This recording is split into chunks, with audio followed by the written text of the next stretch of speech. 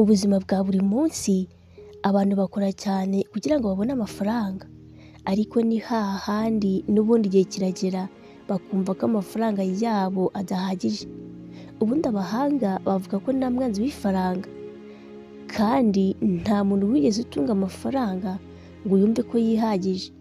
Buri wese ahora ashaka kongera ingano y'amafaranga atunze, cyane ko tuzi neza ko amafaranga ari aya buri wese, ariko atari buri umwe wese uyatunga.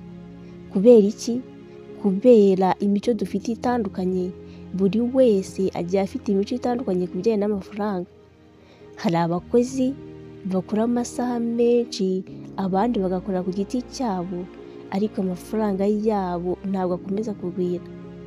Waba waribajije impamvu bamwe bakira vuba abandi bakaguma aho bari, kandi wanareba neza ugasanga abo bagize icyo bageraho batunze agatubutse, atari uko bari beza kurusha wowe, atari uko Imana yabasekeye, ahubwo ari uko bari mu mwanya mwiza w'amafaranga utandukanye n'uwawe. Robert Kiyosaki yagize ati, "Most people are not poor because they don't work, they are poor because they work in wrong quadrant." Abantu benshi ntabwo ari abakene kubera ko batagira akazi, ni abakene kubera ko bakorera muri quadrant itari yo. Iki kiganiro kiraza kukwereka cash flow quadrant ya Robert Kiyosaki, igisobanuro cy'uburyo abantu batekereza ku mafaranga, uko bayabyaza inyungu n'uko bashora mu bintu binjiza amafaranga. Turaza kurebera hamwe kandi imibereho y'abantu batandukanye, abakozi, abikorera ku giti cyabo, ba nyiri bizinesi n'abashoramari bagiye bakora bakiteza imbere, buri wese ku rwego rwe. Cash flow quadrant ni ikarita igaragaza uko abantu babona amafaranga n'uburyo ki bayasohora. Uraza kumenya impamvu bamwe bakora cyane ariko ntibakire, hanyuma abandi bagakira vuba yewe batanakoze cyane. Uraza kumenya kandi uko washora, uko wubaka bizinesi, ukubaka aseti no gufata icyemezo cy'ubukungu. Kandi uraza kumenya neza uko gufata icyemezo cy'ubukungu bigira uruhare mu bukire burambye. Uburyo bwo guhindura imyumvire yawe kugira ngo amafaranga atangira gukorere bidashingiye ku mushahara wawe gusa. Wigeze wibaza iki? Kuki umuntu ashobora gukora amasaha menshi afite akazi keza ariko amafaranga ye ntazamuke? Kuki hari abandi basa n'abadakora cyane ariko amafaranga yabo agakomeza kwiyongera? Robert Kiyosaki mu gitabo cye yise Cash Flow Quadrant avuga ko atari amahirwe, bidaterwa n'impano gusa cyangwa se uburezi buhambaye. Robert Kiyosaki, umwanditsi wa Rich Dad and Poor Dad, yavuze ko isi y'amafaranga igabanyijemo ibice 4, aribyo tugiye kwibandaho muri ikiganiro cyacu. Ibice by'amafaranga n'icyo wowe urimo. Nyuma yo gusoza ikiganiro uraza kumenya igice uherereyemo n'uburyo ki wabasha kukivanamo mu gihe wumva ko kitakunyuze. Reka dore ku gice cya mbere, aricyo employee, ihagarariwe na E. Uyu nguyu aba akorera umushahara, agatanga igihe cye, akazishyurwa mu gihe runaka. Iyo adakoze ntabona amafaranga. Uyu ni umuntu uhembwa umushahara, akorera amafaranga, iyo adakoze ntahembwa na gato. Abantu benshi bari kumva iki kiganiro bari muri iki cyiciro. Baravuga bati, mfite akazi keza, mfite saleri, mbese mbona amafaranga, ariko ikibazo ni iki? Ntibabasha kumenya ko umushahara ari umugozi mubi cyane ubazirika ku buryo batabasha kugira intambwe batera yisumbuye ku yo bariho.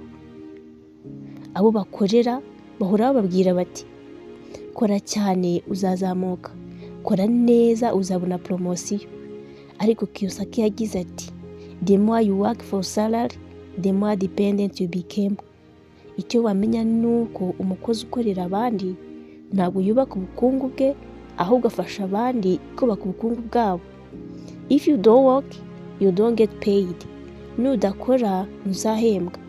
Umva igitangaje rero, umukozi akora imyaka hagati ya 30 na 40, akagura inzu, imodoka, akishyura amashuri ahenze, ariko iyo agize ikibazo akabura akazi yakoraga, ibyo byose iyo adacunze neza bishyira mu kanya gato ko guhombya.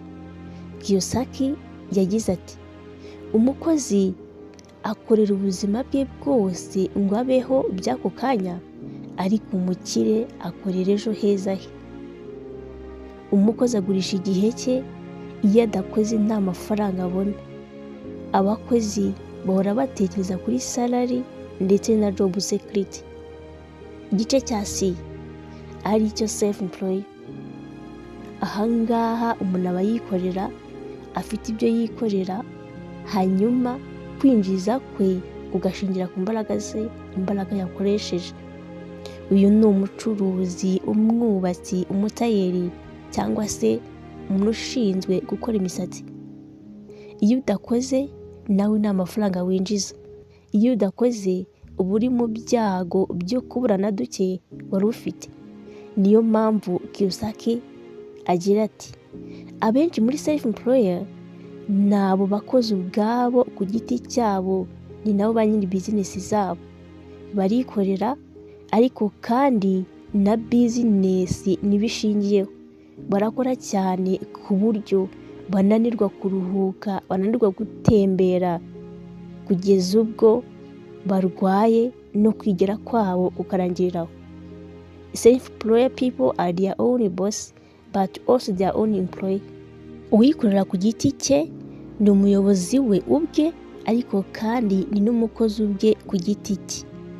Uwikorera ku giti cye afite ubwigenge ku musaruro we, ariko akora cyane kurusha umukozi.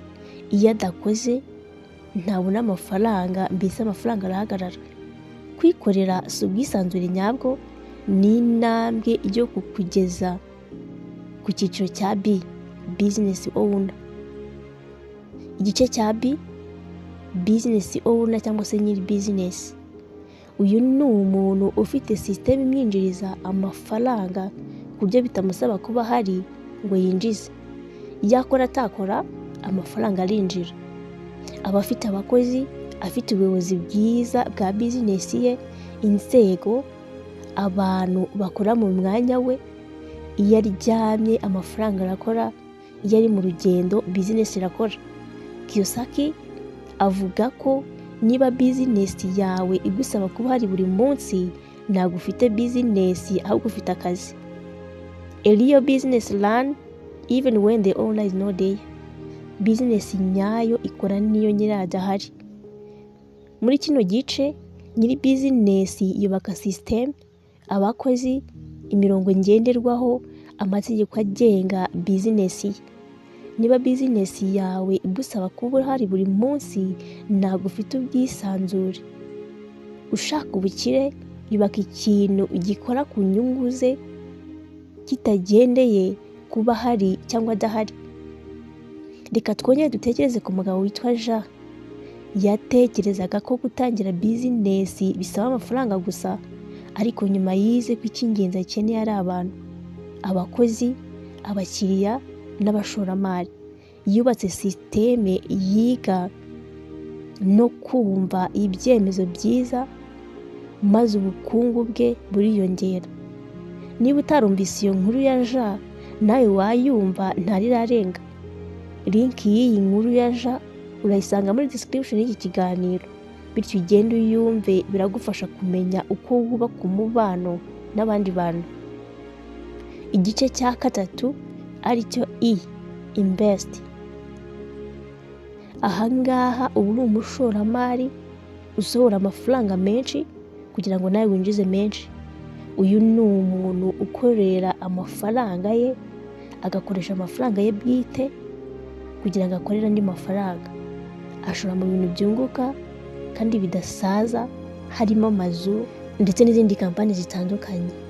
Ntiyagurisha igihe cyo ngo akorere abandi ngo abone amafaranga, ahubwo agurisha amafaranga ye akamukorera.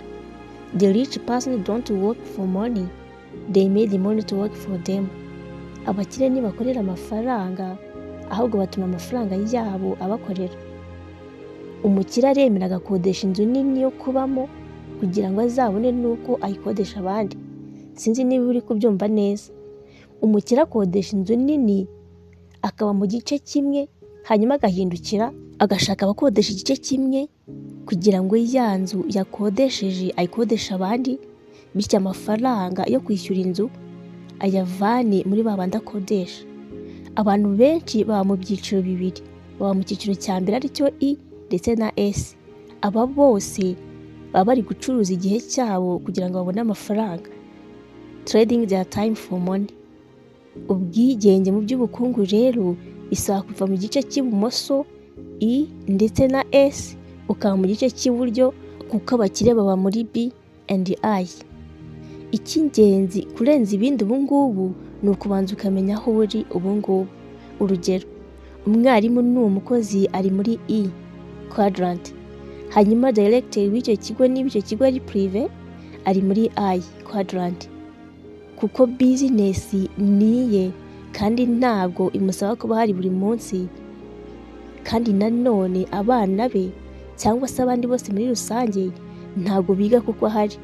Umuntu ufite iduka rye arikorera ari muri B quadrant. Umuntu ujya guhatanira amasoko runaka ari muri I quadrant, ashora menshi akunguka menshi. Hanyuma ni gute wamenya icyo urimo hanyuma ukanumva neza imikorere y'ibi bice byose? Ndashaka kukubwira ibintu bitatu wakora byagufasha. Icya mbere, menya neza igice uherereyemo. Ibyo bibona iyo ubashije kubona aho amafaranga winjiza ava. Icya kabiri, tandukanya gucuruza amafaranga no gucuruza igihe. Umva iki kintu, abakozi bacuruza igihe kugira ngo babone amafaranga, hanyuma abakungu bagacuruza amafaranga yabo kugira ngo babone igihe. Icya gatatu, iga ubumenyi bw'ubukungu, financial freedom ndetse na financial education. Gerageza kujya wiga imikorere y'abantu bari mu cyiciro cya B and I. None se niba abantu bafite business zabo n'abashoramari bagira ubwigenge mu by'ubukungu kubera icyo abantu bose atariho bari, ibi leta biduha kumenya isomo rya kabiri, kubera icyo abantu benshi baba muri B and S. Icyo wamenya nuko ubwoba, umutuzo bituma abantu bakomeza kugira ibibazo by'amafaranga. Ikindi kandi sosiyete yigisha abantu gushaka job security mu mwanya wo gushaka financial security. Abantu benshi batinya gutsindwa, gufata risk no gushidikanya ku bintu runaka. Icyo wamenya neza kandi nuko fail is the best school of the richest people. Gutsindwa ni ishuri ryiza cyane ry'abakire. Abashaka gutsinda bigira mu makosa yabo, hanyuma batinya gutsindwa bakaguma aho bari, ntibatera imbere. Ibi rero nibyo bibazirika kuva muri I ndetse na S bakaba muri B and I. Ushobora kuba uzi mwarimu wanze kuva mu kazi ke ngo ajye kwikorera kuko azi neza ko avuye mu kazi ke yahomba akabura na wa mushahara we yabonaga. Ushobora kandi kuba uzi gafotozi wikorera agakora wenyine. Ahangaha aramutse ashatse abandi bantu bagakorana, yava muri S self employer akajya muri B ariyo business owner. Si ukubera ko abakire bakora cyane kurenza abakene, ahubwo ni ukubera ko bakora mu buryo butandukanye n'ubw'abakene, bagashora amafaranga yabo mu bintu bitandukanye. Ubundi buriya uzirinde gushyira amagi yawe mu gatebo kamwe, kuko umunsi ako gatebo kagucitse kakagwa nawe urabyumva bizakurikiraho. Ikibazo kuri wowe kuri iki kiganiro, uri he muri cash flow quadrant? Uri gukorera undi? Uri kwikorera ku giti cyawe? Ufite business ikora udahari? Cyangwa uri gushora amafaranga mu bindi bintu byunguka? Niba uri muri I cyangwa S, uri mu mutego w'igihe. Ariko niba uri muri B cyangwa I, uri mu bwisanzure. Icyo ugomba gukora ni iki? Tangira wige ku mafaranga, wige uko akora. Utangire wige kuri business, wige nuko zikorwa. Utangire wige gushora. Utangire wubake system yawe. Icy'ingenzi kurenza ibindi, utangire wige gukorana n'abantu. Niba ushaka kumenya uko wakorana n'abantu neza, wareba ikiganiro twabikozeho. Link y'ikiganiro urayisanga muri description y'iki kiganiro. The main difference between rich people and poor people is how they use their time and their money. Itandukano riri hagati y'abakire n'abakene ni uburyo bakoresha igihe cyabo ndetse n'amafaranga yabo. The main difference between rich people and poor people is how they use their time and their money. Itandukano riri hagati y'abakire n'abakene ni uburyo bakoresha igihe cyabo n'amafaranga yabo. Umukene akora amasaha yose akagurisha igihe cye cyose kugira ngo abone amafaranga. Umukire yubaka bizinesi zikorera amafaranga agashora mu bintu byinshi bimuha inyungu, bimuha amafaranga kandi bikazamugira akamaro mu gihe kirekire. Tekereza kuri aka kantu, abantu babiri babana bose bafite ubumenyi bumwe, umwe akora akazi ke kamuha amafaranga buri kwezi, undi yubaka bizinesi ye ntoya, nyuma y'imyaka 10 umwe aracyakorera abandi, undi afite ubwisanzure ku mafaranga ye kandi akomeza kwiyongera. Ese aba bantu utekereje neza wakumva ari nde uri mu nyungu? It's not how much money you make, it's how much money you keep and make it work for you. Si ingano y'amafaranga winjiza, ahubwo nuko uyabika ndetse n'uburyo utuma gukorera. Ubukungu burambye buturuka kuri assets. Salary niyo ituma ubaho ako kanya, ariko assets nizo zituma ugera ku bukungu. The richest people in the world look for any building network. Everyone else looks for work. Abakire bashaka kandi bubaka network, hanyuma abandi bose basigaye bagashaka akazi. Ubukungu burambye busaba kuba ufite abantu n'abashoramari bakabigiramo uruhare. Shaka inshuti, abakozi beza, abakiriya ndetse n'abashoramari. Ubwisanzure n'ubukire biva ku kubaka systeme ikora ku nyungu zawe bwite no kubana neza n'abantu. Uyu munsi wamenye ko ubukungu nyakuri buturuka ku myitwarire yawe n'uburyo amafaranga akora kuri wowe. Cash flow quadrant igaragaza neza itandukaniro riri hagati y'abakorera amasaha bagahemberwa amasaha batanze, bityo bakabasha kubona amafaranga yabo, abikorera ku giti cyabo, abashoramari ndetse na ba nyiri business. Isomo ry'ingenzi: ntukomeze kugurisha igihe cyawe gusa, tangira gushora mu bintu bizana inyungu, bizana amafaranga. Ubake system ikora ku nyungu zawe no mu gihe udahari, kandi wige kubaka network z'abashoramari, abakiriya n'abakozi beza. Ubwisanzure n'ubukire biva ku gucunga neza amafaranga yawe no kubaka asset zikora kuri wowe ndetse zigakora n'igihe udahari. Ubu ni igihe cyo gufata icyemezo. Ni wowe uzahitamo quadrant ushaka kubamo, ugahindura imyumvire yawe kandi ukagira amafaranga agukorera no mu gihe udahari. Nibizaza ejo bitangira ubu. If you don't build something that pay you, you will work forever. Nyaboneka nimba iki kiganiro aricyo cyagufashije, ibuka gukanda subscribe, wibuke no gusharinga igitekerezo wakuyemo cyangwa cyagufashije. Birashoboka ko ahari cyafasha n'abandi. Wakoze cyane kubana natwe ukaba ugeze ku musozo w'iki kiganiro. Ndagushimiye.